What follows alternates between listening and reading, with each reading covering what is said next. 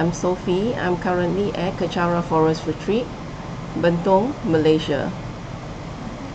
Yesterday, I was sharing on making offerings to the Buddha, and today I would like to share why we offer ornaments to the Buddha.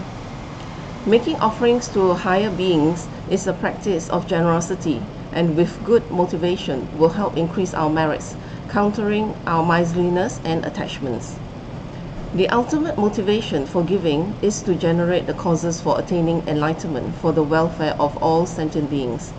Making offerings to the higher beings allow us to make a direct connection and plant seeds of enlightenment in our mind to achieve that in the future when we practice. Making offerings is a direct cause for creating wealth and purifying poverty. There are no limitations to what we can offer: fruits, flowers, food, drinks, or even our services. But the best would be our sincere practices to transform our minds to be a better person. The Buddha does not need our offerings, but from our side, we do need to generate a lot of blessings and merits for the causes and conditions so that our practices will be smooth towards gaining enlightenment. We can also offer ornaments in the form of precious stones and jewels to the Buddha. There are many Buddhas other than Buddha Shakyamuni. Here is an example of a female Buddha, Lady Vrajayogini.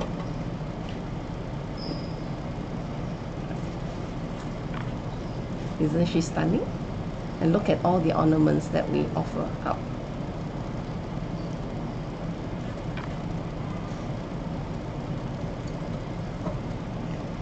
The ornaments, including her body, symbolizes the perfections of the 6 paramitas, also known as the 6 perfections, which are guides for Mahayana Buddhist practice.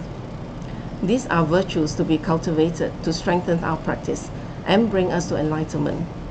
These 6 perfections are: perfection of generosity, to develop giving with pure motivation to benefit others without expectations of reward or recognition; perfection of moral discipline, to develop the quality of virtuous and ethical behavior, morality, self-discipline, and integrity; perfection of patience and tolerance, to develop the ability to endure personal hardships, patience with others, and acceptance of truth; perfection of effort, to develop the quality of energy, vigor, vitality, endurance, diligence, and persistent effort. This quality enables us to face the challenges and difficulties of life without losing our composure or inner tranquility.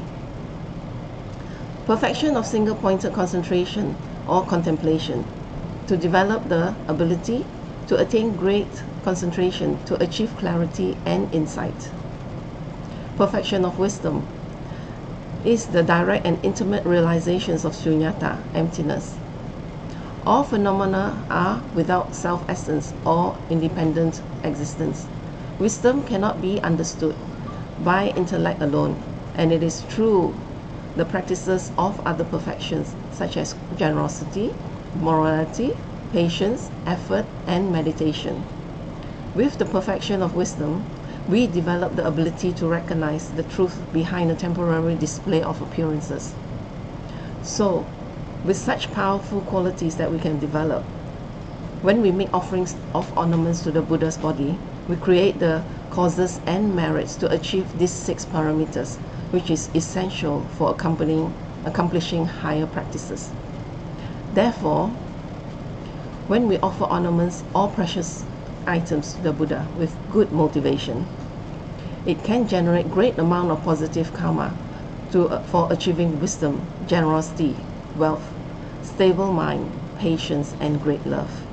It would be easier to practice as we have planted the seeds by making offerings of ornaments to the Buddha. Also, it creates the causes for us to receive wealth and never be lacking in our future lives. By offering wealth, we create wealth that we can receive. we also make a special affinity to the Buddha. Therefore, be generous and offer what you can to generate the positive connection with the Buddha.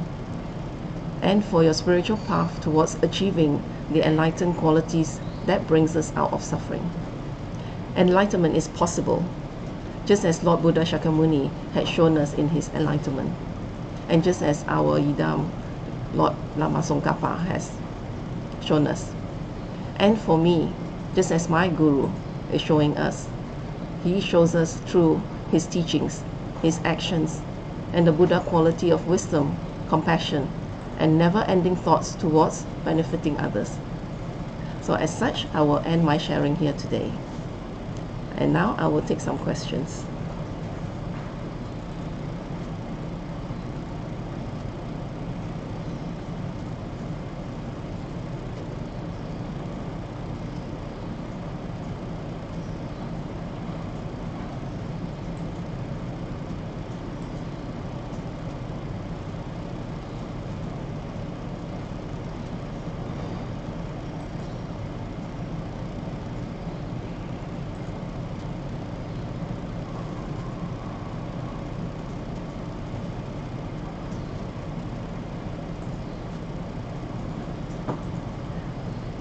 So sorry, bear with me for a moment. Right, now I see it. A question from Pastor Shin. You mentioned that the ornaments, including Buddha Vrajayogini's body, symbolizes the perfection of 6 parameters. Is it specific to Buddha Vrajayogini or to all the Buddhas? This is to all the Buddhas. Each Buddha has their own symbols or ornaments that depict their 6 parameters of perfection. From Yin Teo. Do we have to offer expensive ornaments to the Buddhas? If I don't have money, what kind of ornaments can I offer? When we make offerings, it is the sincerity in offering that we try. That matters.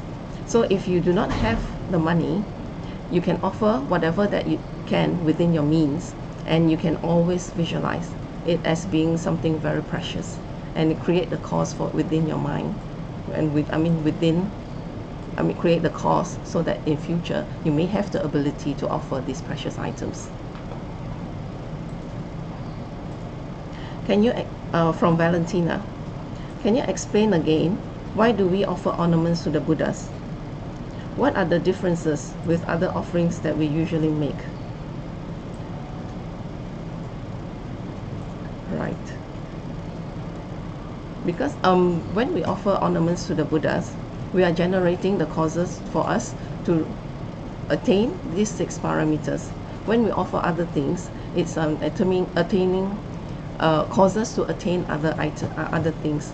For example, if you offer flowers, maybe in the future you may gain beautiful features, beautiful body, and maybe you look pretty and attractive, that people would be drawn to you, and you can use that as to draw them towards the Dharma practices. So whatever you offer, there are different causes that will arise.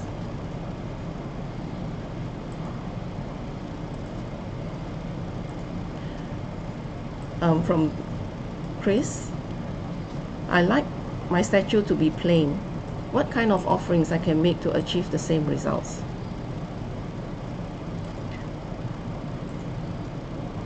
This question I do not know, so I would look up further and I will get back to you.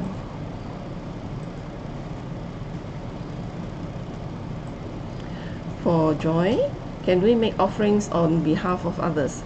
Is there a special dedication or recitation that I make if I make the offerings for someone else? Yes, you can make the offerings on behalf of others, and for dedication and recitation, this I would have to find out too. I do not know.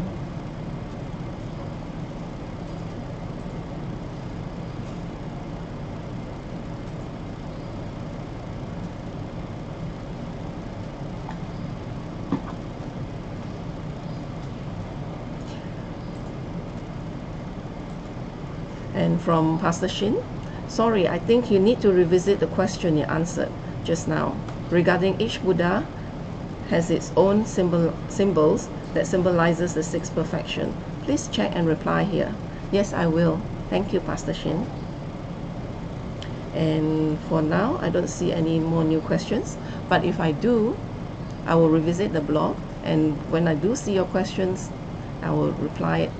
Thank you very much. Thank you for joining me today. And now I will complete it with a dedication. Jangjub Senjo Rinpoche, Make Panam Geyushi, Ge Panam Pame Payang, Goni Gondu Pewashu, Toni Towa Rinpoche, Make Panam Geyushi, Ge Panam Pame Payang, Goni Gondu Pewashu, Daso Jini Sapage Wadi, Tantan Droga Guna Gampada, Jepa Jesu Losan Trapai, Tamping Imporindu Sa Seisho, Gewa Kuntu Yanda Lamadan, Drami Choki Pala Lochoche, Sadam Langi Yote Razoni, Doje Changi Ngopangatusu, Gewa Di Yududa, Lama Sangyo Druyone, Droa Chika Malupa, De Salago Pashu, Joki Gaupo Sungapa, Josun Nampa Pewala, Geki Sama Siwadang, Tunki Malu Sawasho, Dadam Songi Dusundan, Drewa Songi Latine, Gewa Losan Trapai, Tampa Yuriba, Yushi, Ni Modele Sendele, Ni Mingunyandele, Ni Sentato delle Pel, Concho Songi Jingilo, Concho Songi Ngodruso, Concho Songi Trasi, Sho, Jesunama Kusen Raptinchi, Nam Katrini Joju Kebada. Do some tempe draw me some songi, draw a munsa tatoni, you should go around with coalition come then, bend and dell manu go in a challenge it when dancing get sorry, shapeshi de badu then you she home dumping or malupa, then the dollar sell do so, go down then long shot nam, keep us so shake then sell. Thank you.